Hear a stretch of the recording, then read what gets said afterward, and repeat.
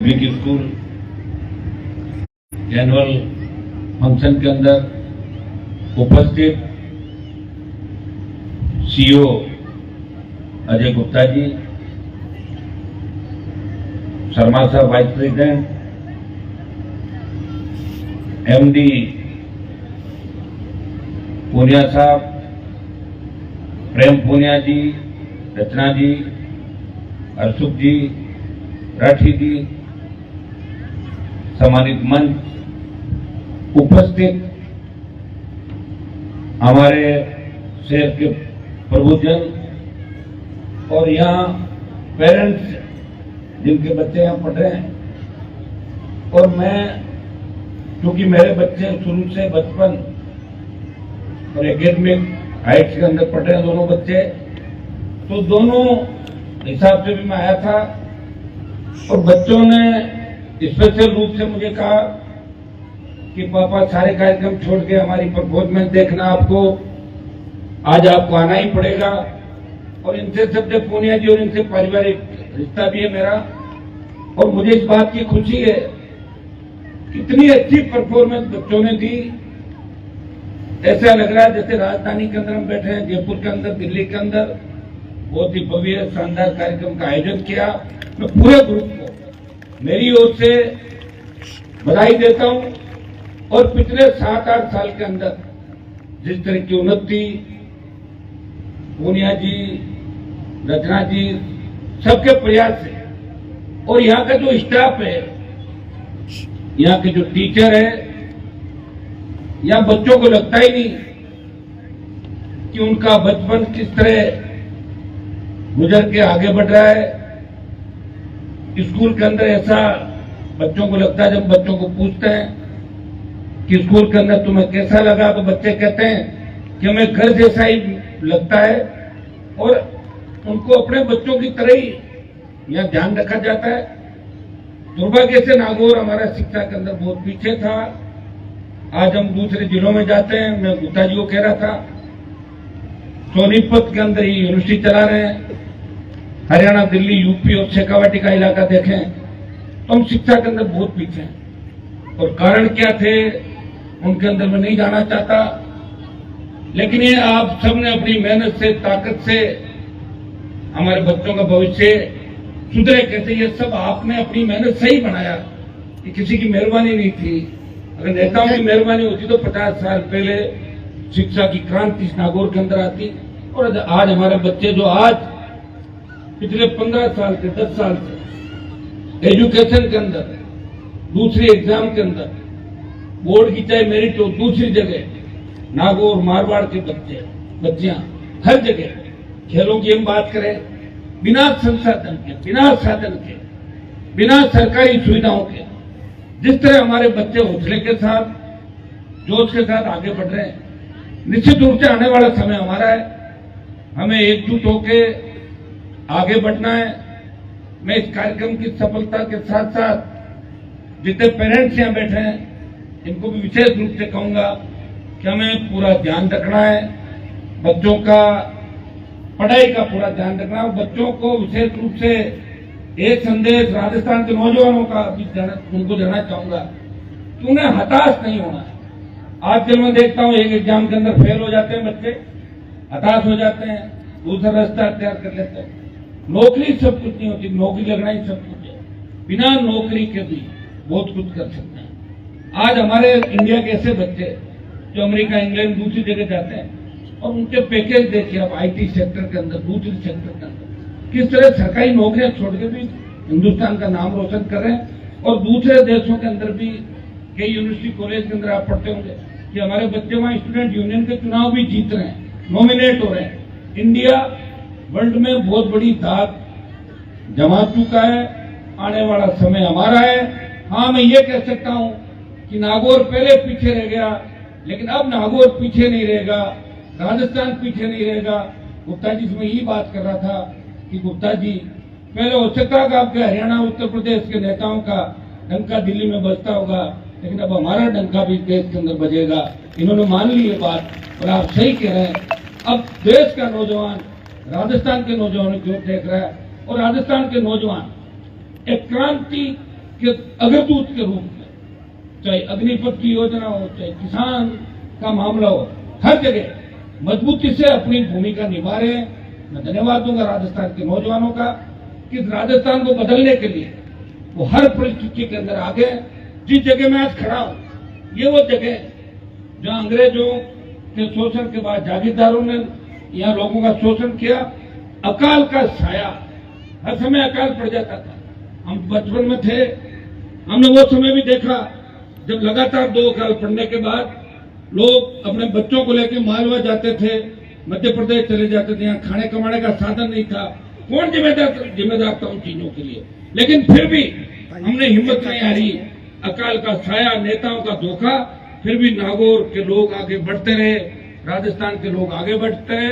मैं आपको इतना ही विश्वास दिला सकता हूँ, मैं नागौर का सांसद हूँ। मैंने सत्ता को ठोकर मार के हमेशा इस नागौर के ही नहीं, इस देश के जवान और किसान की लड़ाई लड़ी। छात्र जीवन से हमेशा जो लक्ष्य तय किया, जो एक अच्छी सोच के साथ।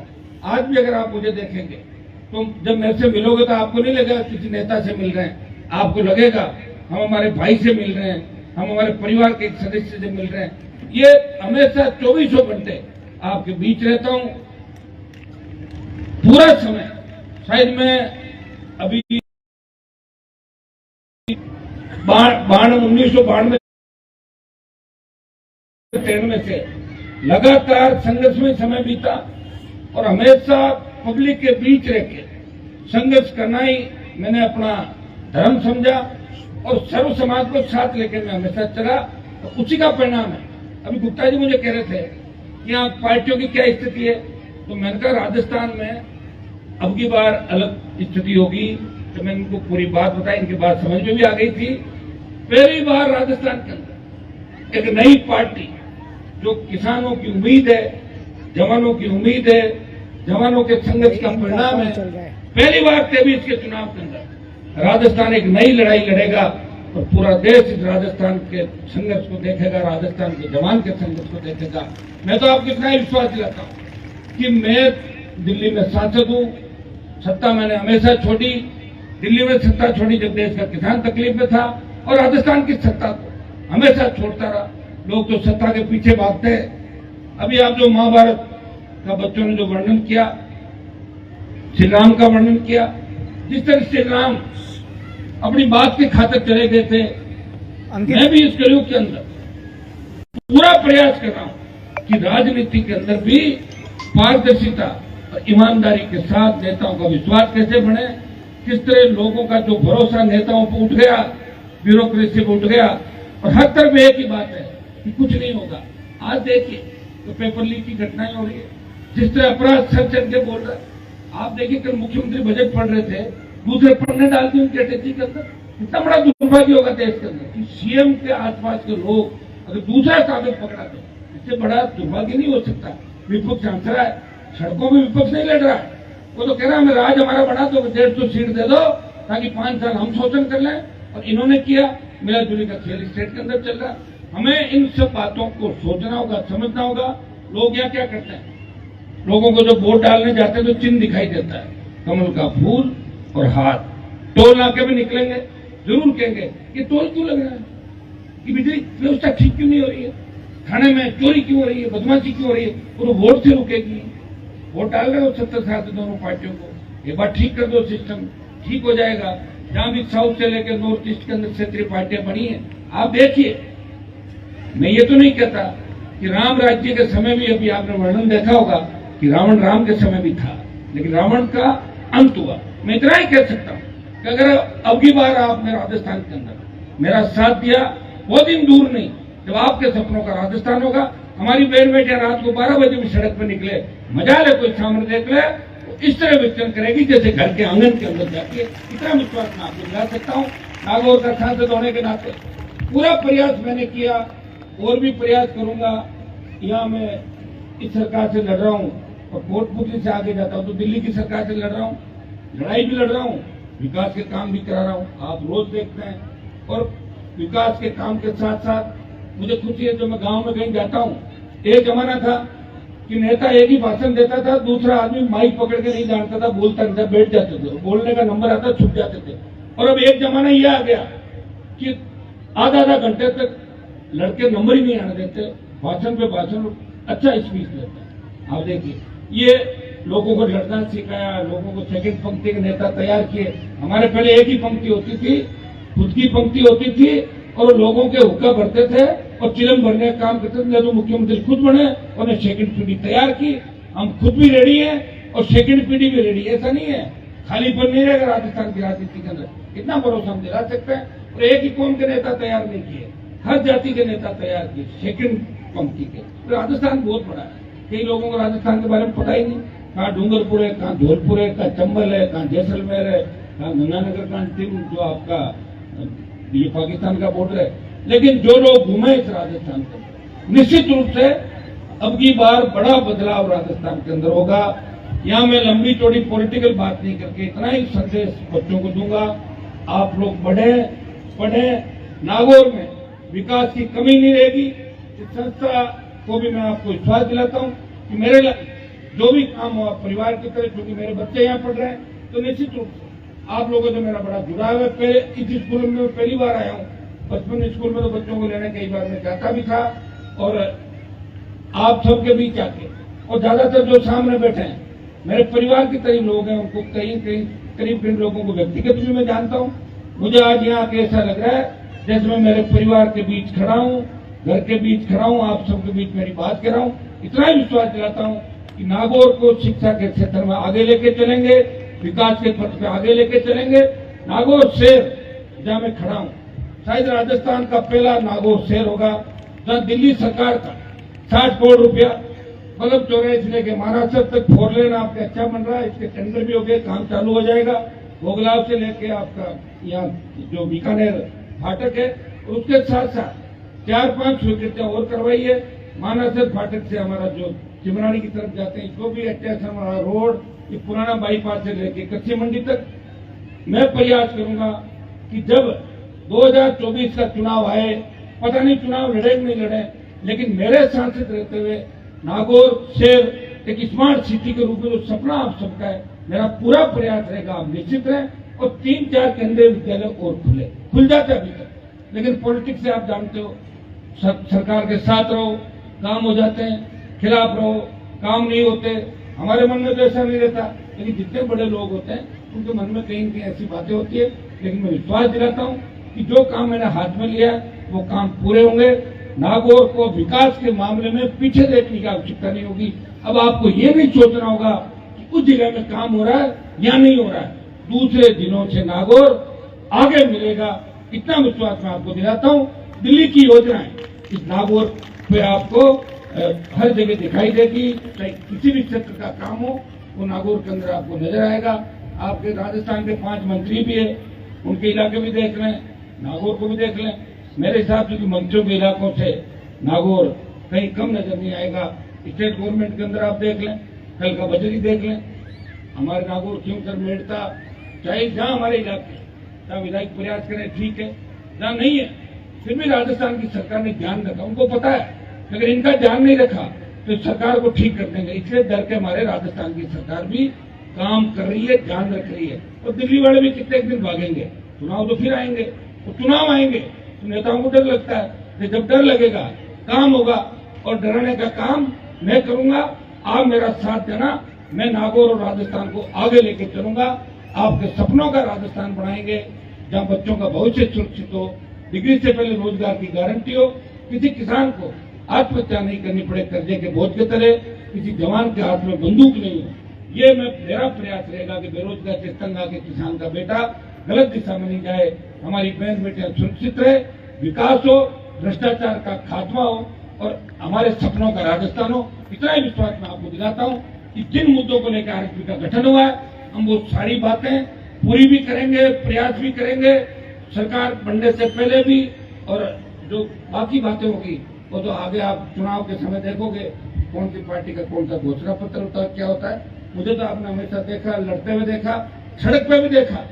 पूरी सर्दी मैंने संघर्ष में बिता दी, उससे पिछली सर्दी संघर्ष में, और उससे पहले 70 दिन जो हाईवे जाम करके सड़क पे बैठा था। हमेशा मेरे तो बच्चे इतने मुझे मिस करते हैं पापा कब आओगे प्लीज बताओ, आप तो हमेशा बार ही बार रहते हो।